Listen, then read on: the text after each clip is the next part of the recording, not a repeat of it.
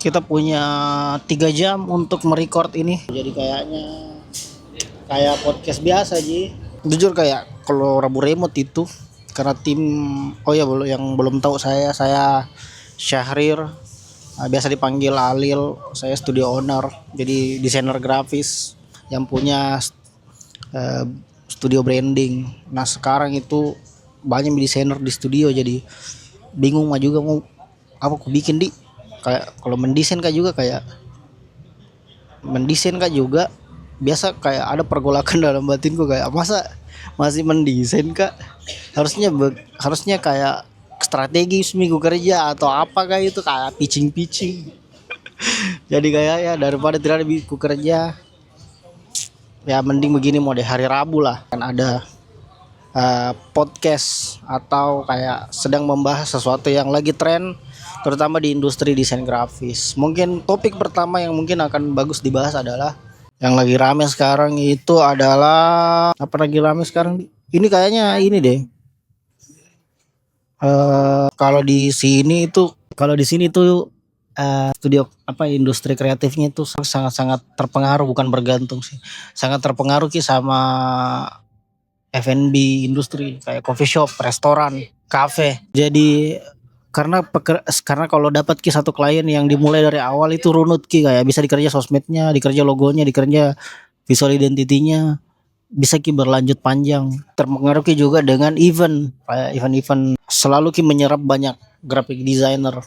Jadi menurutku apalagi di 1 tahun terakhir ya, kayak deh kalau coffee shop setiap minggu ada buka di sini, tapi ndak itu setiap minggu ada ke tutup juga ada ke bangkrut. Tapi menurutku itu hal yang sangat bagus sih, karena terbentuk ki habit di mana kalau mau ki mendesain atau kalau mau ki kerja nge-freelance atau nugas itu di coffee shop atau di cafe, jadinya hidup ki ekosistem kafenya atau coffee shopnya. Dan sangat dekat ki circle-nya antara desainer dengan para coffee entusias. Cuma itu yang disayangkan sih, visual identity-nya itu gitu begitu aja, kayak tidak, maksudnya bagus tapi kayak lagi-lagi pakai pendekatan itu, lagi-lagi pakai style ilustrasi itu. Walaupun visual identity itu part yang tidak, mungkin salah satu part penting, tapi tidak merepresentasikan keseluruhan brand identity. Tapi sayang sayang sekali Ji kalau menggunakan desain itu berdasarkan tren yang ada. Tapi enggak apa-apa, bagus Ji. Banyak kayak bagus-bagus Ji juga sih. Kayak daripada, kalau saya sih masih mending kayak pakai ki style design, kayak style logo atau ilustrasi yang tren, tapi hire ki designer yang proper memang, tapi dengan pendekatan yang sama Ji sama yang lain, daripada pakai ki template design yang secara, contohnya ownernya sendiri yang kerja atau baristanya yang suruh desain, atau siapa, yang dimana tidak jelas ki asetnya itu secara lisensi aman jika, atau justru atau nah desain sendiri ki dengan eksekusi yang jadinya jelek ki. Jadi menurutku ndak apa-apa juga, ndak apa-apa lagi deh. Terus ya itu sih terus event deh, setiap bulan ada event konser, dan itu cukup kenal ke beberapa orang yang ngedesain visual identity-nya, dan itu jadi membawa standar baru sih, bahkan bisa menyamai standar-standar ibu kota nih key visual dari desain terutama pada sosial medianya. Nah desain grafisnya kayak publikasinya, announcement artisnya, motionnya semuanya. Tapi ada satu festival yang dari awal, yang ini sempat kap presale satu, terus dari awal itu kulihat ki jelek memang ini anu apa namanya di siapa, ruang suara apa, kulihat ki jeleknya desainnya ini, tapi lomba sihir undang beli mah deh, lama-lama cancel ki merendah kembali uangku. Jadi pelajarannya adalah kalau jelek desainnya jangan kau beli, biar apa artisnya, biar Avenged apa Simple Plan undang, kalau jelek desain logo anunya, desain publikasinya sudah mencurigakan itu. Itu berarti hal-hal esensial itu tidak memperhatikan memang, atau selera dari penyelenggaranya sih, kayak mungkin seleranya begitu, tapi aduh trauma. Jadi kayaknya enggak juga, kayak sekarang enggak ada kayaknya artis band atau ini yang kalau datang ki kayak mau sekali, karena kan sekarang lagi ku dengar itu Perunggu apa itu jadi Perunggu Hindia, Lomba Sihir, Fish, Juicy Lucy apa Bernadia. Nah dulu itu mau sekali kan nonton Biru Baru. Nah sempat mi datang di Makassar dan sudah mi tertunaikan mi. Jadi kayaknya sekarang kayak artis-artis lokal itu tidak punya ini. Nggak ada mi kayaknya. Ada sih satu band dari ini Semarang namanya Good Morning Everyone. Itu pernah datang di Makassar, band opening di eh, band openingnya Silon Seven waktu itu. Tapi tidak sempat dapat tiket karena Silon Seven kalau bikin konser atau bikin event tunggal war memang orang, dan saya bukan tipikal yang kayak kejar ki memang kayak begitu, tidak. Seandainya aku tuh bilang openernya Good Morning Everyone pada saat itu kayaknya mau jawar deh. Aku tahu Kim. Kemudian selanjutnya kita melihat ada beberapa yang menarik dibahas, itu adalah harusnya dikasih stiker sini plaster biar enggak jadi sponsor kita. Dia kayak 1 juta saja lihat nih. Oh iya, Rabu Remote itu kenapa hari Rabu Remote, karena kayak moja dalam seminggu ada jeda, orang ndak ke kantor, jadi setiap 2 hari aja orang ke kantor, kayak 2 hari aja berturut-turut ke kantor. Aplikasi untuk menghubungkan orang-orang itu ada namanya Getter. Jadi itu kayak stylenya itu kayak apa di style pixel-pixel begitu, kayak Stardew Valley. Kalau ada main Stardew Valley kayak begitu ki stylenya. Terus aku ingat ki sapiku di Stardew Valley melahirkan mie itu. Nah itu kayak ada sebuah workspace virtual lah yang kalau masuk di ruangannya orang bisa ki ngobrol kayak Zoom meeting begitu. Begitu sih. Jadi ada radiusnya, kalau misalnya dekat ki sama orang bisa ki ngobrol. Jadi sama aja kalau di kantor tapi dipindahkan ki ke layar laptop. Kalau menjahit ini jadi satu baju. Goyang-goyang terus kakiku. Itu dia. Terus apa ya itu kayak rencananya mau undang tamu lah biar bisa ngobrol. Nah, kuusahakan tamunya adalah orang yang memang mau ngobrol sama dia, jadi penasaran Kak, atau memang teman dekat atau cukup akrab malah. Apa di topik selanjutnya itu mungkin cukup telat untuk dibahas. Logo HUT Indonesia ke-81 itu rilis nih beberapa minggu yang lalu atau beberapa bulan lalu. Dan menurutku ini adalah logo yang paling layak memang sih. Walaupun agak tidak sepakat Kak soal cara pemilihannya dalam kayak voting ki, cara pemilihannya, karena kalau voting ki karena belum tentu sih suara terbanyak adalah yang terbaik, anjay. Menentang sistem demokrasi. Tapi ya menurutku apalagi dalam sisi kayak desain seperti ini kan kayak mayoritas, contohnya mayoritas selera orang belum tentu mayoritas selera orang itu bagus. Untungnya kelima finalis itu sudah dikurasi nih, dan jadinya kelima-limanya itu yang mau di vote apa saja itu demi memenuhi standar visual yang bagus nih. Tapi pun kalau contohnya dikasih presiden sebagai hak prerogatifnya untuk pilih satu desain, menurutku sih tidak percaya juga dengan seleranya.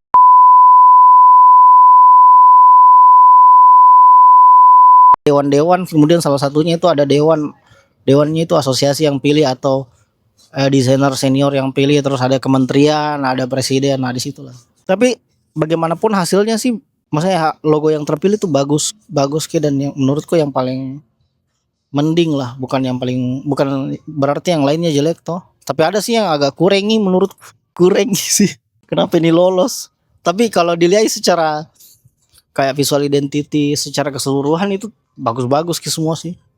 Tapi kalau logonya toh dilihat baru orang mau ngejudge, kenapa begini, kayak awkward ki bentuknya, terus secara proporsi kayak keseimbangan itu kerasa kayak belum diiterasi secara baik, kayak dikerja buru-buru ki. 2 atau 3.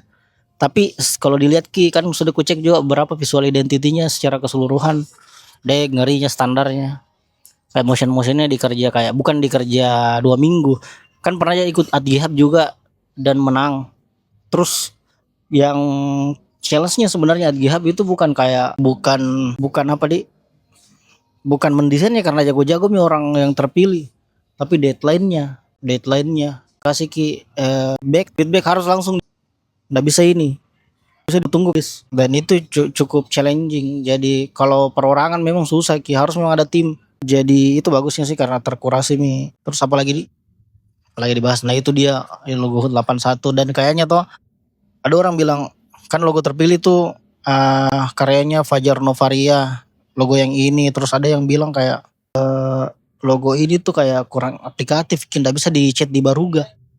Terus dipikir-pikir juga kan memang selalu ada pertimbangan untuk pengaplikasiannya bisa secara universal digunakan di masyarakat Indonesia, walaupun dengan pengaplikasian chat atau ya anu gila inklusif ki desainnya. Tapi menurutku tidak relevan mi untuk selalu dipertimbangkan itu, karena jarang nih orang ngechat di Baruga. Kalau saya kulihat sekarang, bahkan di kampung-kampung kalau pulang kak di Sengkang orang ngeprint baliho mi semua. Jadi kayak Baruganya itu tutup nih baliho. Jadi jarang mi. Ada beberapa tapi jarang mi. Karena kan ini susah ya sebenarnya, memang kayak ada garis-garis putihnya di tengah tuh. Jadi memang bisa dipertimbangkan tapi bukan pertimbangan utama itu kayak pengaplikasian seperti itu. Ada orang. Terus selanjutnya bukan tuhnya desainer, siapa tahu karena bikin kritik-kritik begini kayak kayak jago sekali saja. Tidak nah guys, kayak anu tonja ini sesuai pandangan secara subjektif ji, kayak pandangan pribadi. Karena karena mau tidak, karena bagaimanapun saya itu mendesain logo sudah 11 tahun nih, berapa 10 tahun nih. Dan kalau mau ditanya kayak sombong lagi. Kayak sombong lah. Jadi kayak kalau mau ditanya berapa mi logo project yang pernah dikerja, bisa dibilang 1000-an mi, lebih 1000-an. Terus kalau satu project itu 3 alternatif, berarti berapa ribu mi itu dikerja.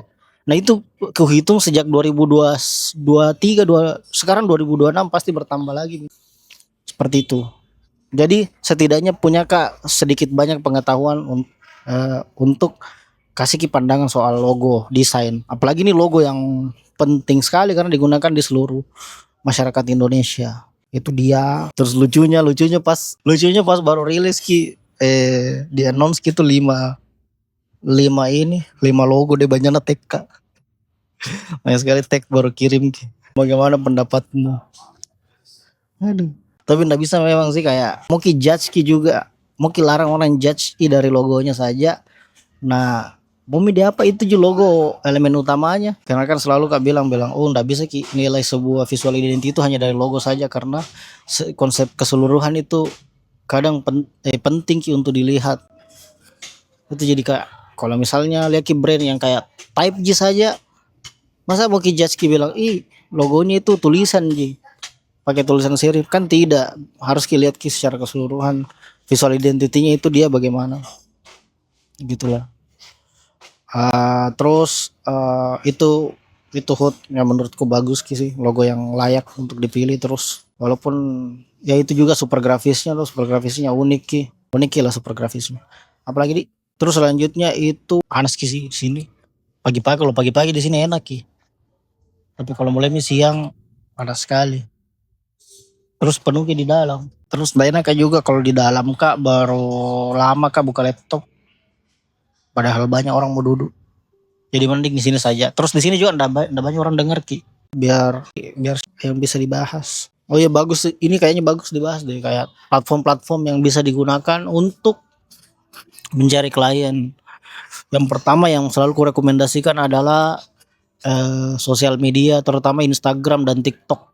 Itu sih kayak bisa ki start dari nol di situ. Karena kalau langsung ki masuk di Behance, Upwork, Fiverr, Dribbble, itu harus ki punya kualitas desain yang oke memang mi. Tapi kalau pemula upload desain di Instagram yang dimana masyarakat awam yang lihat ki, yang dimana standarnya tidak sebegitunya, itu sangat potensial ki untuk di hire sama orang lain.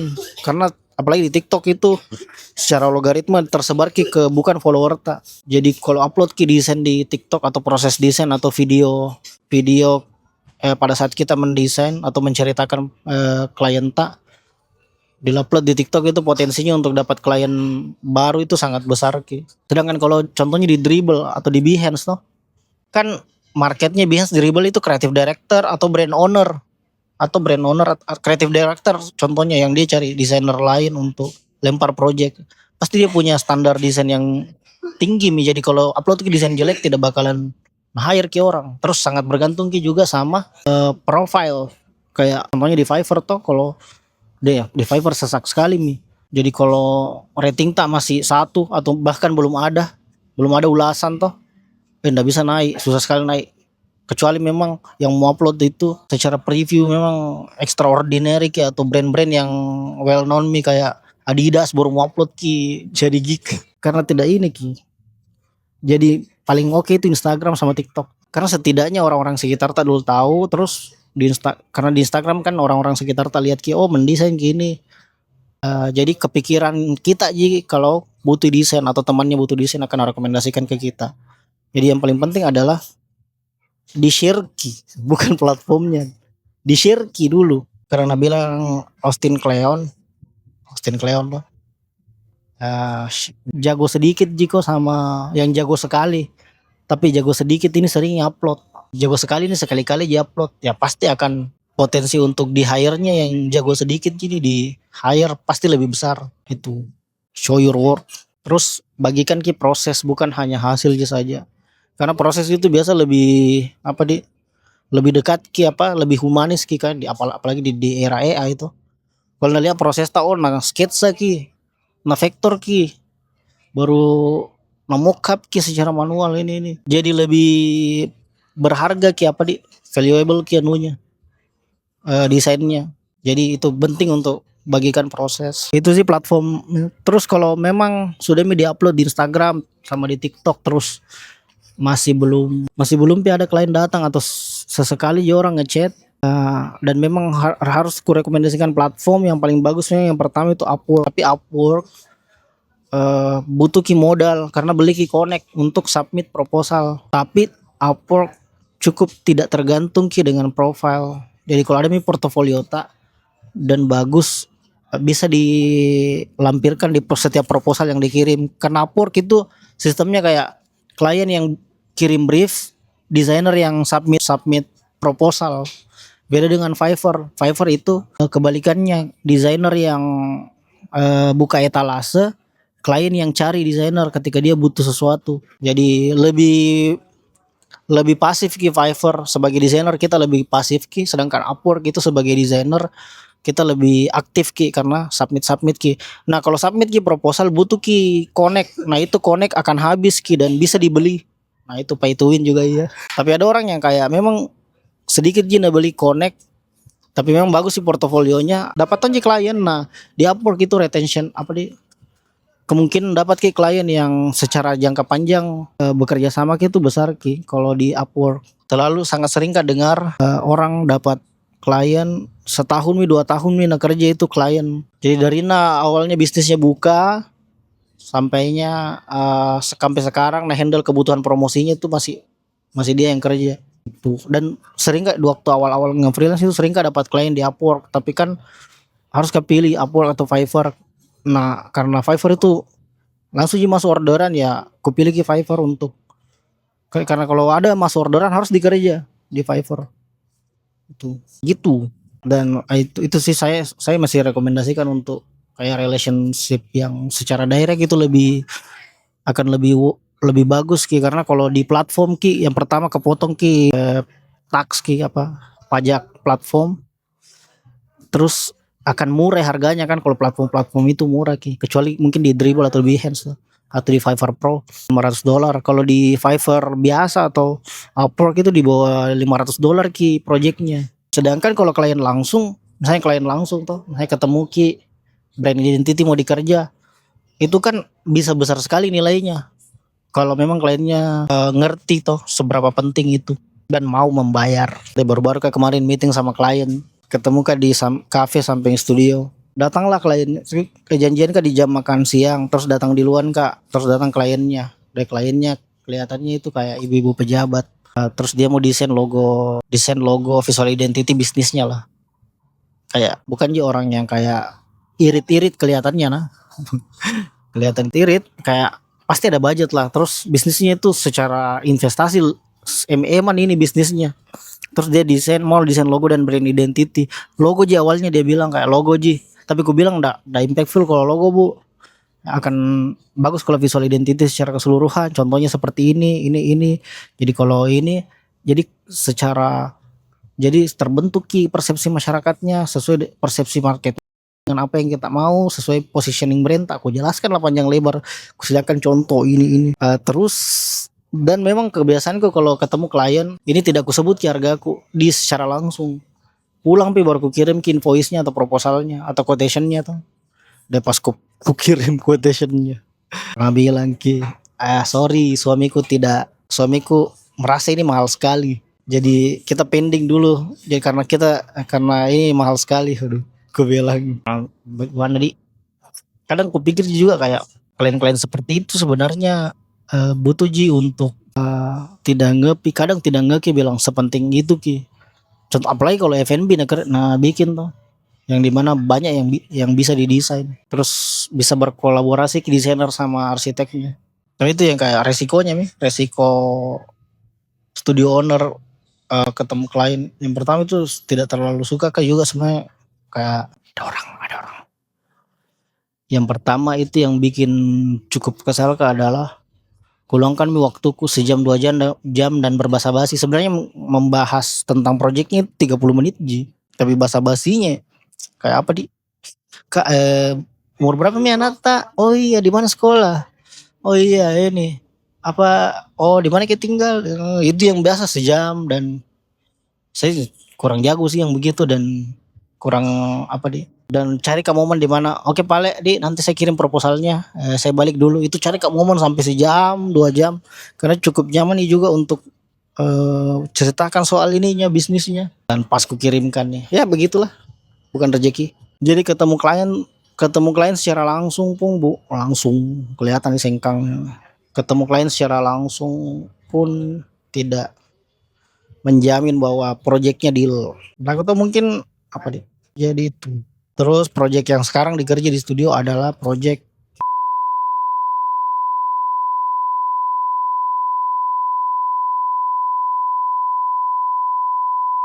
ini brand F&B yang sedang ku kerja. Jadi sangat excited untuk menunggu. Jadi kayak delivery ketiga nanti sudah meeting 3 kali meeting. Semoga deal.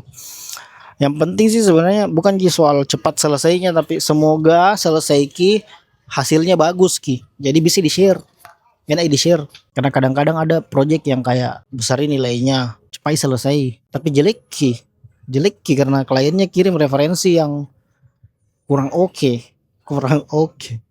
kurang mantap itulah. Oke. Jalannya lighting berapa menit tunggu dulu. Mungkin diakhiri